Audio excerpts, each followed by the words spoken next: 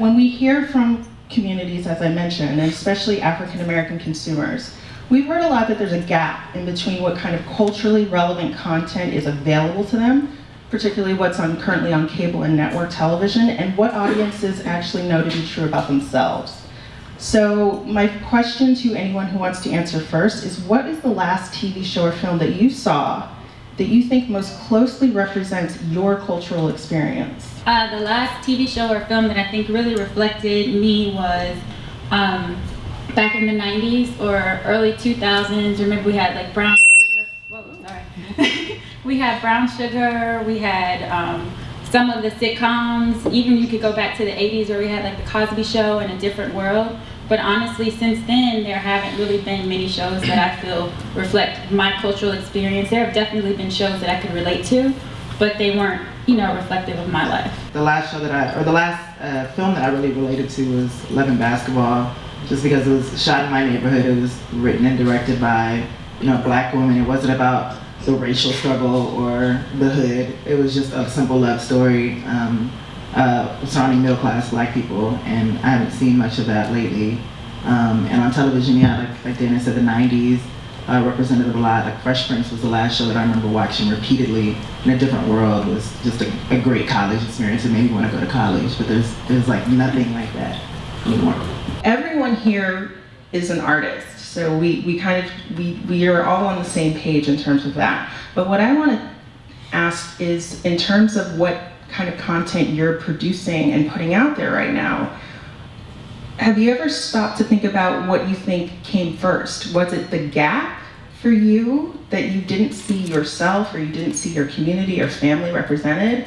Or was it more of the artistic vision that you actually kind of had for yourself that you kind of wanted to see created? Basically, yeah, I was working on a feature film and I ended up losing my funding. So, and I lost the funding primarily because I was an unknown commodity. They didn't know if I can do a feature film. And, you know, that kind of bothered me, and I was like, you know what, I'm going to do something to show that I can do quality work. I didn't want to do a short film. I decided to do a web series. And then I decided I was going to write about something that was universal. Yeah, that, you know, regardless of race, sex, sexual preference, whatever, you can relate to it, and that was love. So that was my inspiration for doing, you know, what I'm doing. I think for us, the inspiration definitely came first, and the overall vision to do something that hasn't really been done before probably came first. But I think the need for it, or the gap, has always existed, but to kind of try to tie the two together to say, you know, what does that have to do with what we decided to create is kind of a hard thing to justify sometimes, because as an artist you have an inspiration to tell a story or to have something that represents true life, and you want to put that on the screen, and it just so happens that there is a gap. So I feel like it kind of comes from the other angle with what we're producing. I was really frustrated with like a lot of the images that exist today with Black women and the way that they were featured in television, film, etc. I really wanted to create something that spoke to that audience and that was authentic, that was real, that was multifaceted. And so that's how Milk and Honey came about. It was really just simple conversations with two of my friends who later became business partners. And, you know, it kind of took on a life of its own, but it came from a place of love. Like, we really wanted to, like, see more people that looked like us. We wanted to, like, see more stories that we could relate to. And so out of that, you know, Milk and Honey was born. I think a lot of times the inspiration comes first, but then when you try to go and make that thing that you have, you get told no. You know, like you said, you're working in a feature, or because the character is Black, they don't want to do it. With me, I'm in like the reality space, so I was going on auditions for MTV and Fuse and all these networks, thinking I was going to be on TV in a second because I have millions of views with all these celebrities, but every one of these networks told me no, so I was like, well, I have to just, if they're going to keep telling me no, I have to make a series that looks like it belongs on TV already. So if it looks like it belongs on TV and it's on the internet, then people are going to start to realize, and then ironically, BET called me, and now I have a situation with them. What has been the most surprising feedback that you've really gotten from people who have seen or heard, or already fans of you, already fans of the webisodes or series that you guys have online? What's been the most surprising feedback from that audience that you've gotten? I'm sure. Honestly, it's just the number of people who felt the same way that I did. I put the show out because I felt that there wasn't a representation that I could relate to,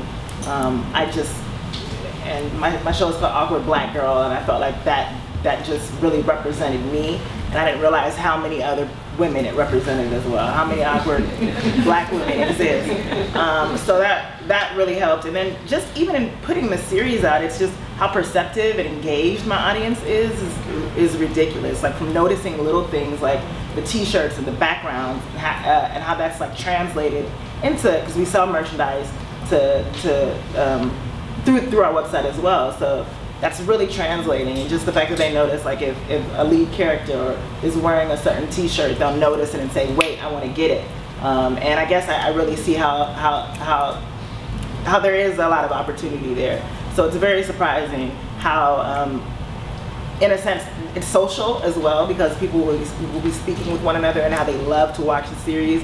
I think that's where we have an advantage over television, because television is sort of enclosed, whereas, you know, digital space, you're already online, so it's just a matter of clicking your opinion and sharing it. So that is just surprising to me. Do you think that now are we at the place where broadcast is going to suddenly turn more into a web series first, and before it goes on to network? I think a couple people here have had some background with kind of doing the move in between web and broadcast and vice versa. Do you think that, you know, people of this generation, African American millennials period, will turn into an 80-20 split between viewing digital versus not? What kind of predictions do you guys have for 10, 15 years from now?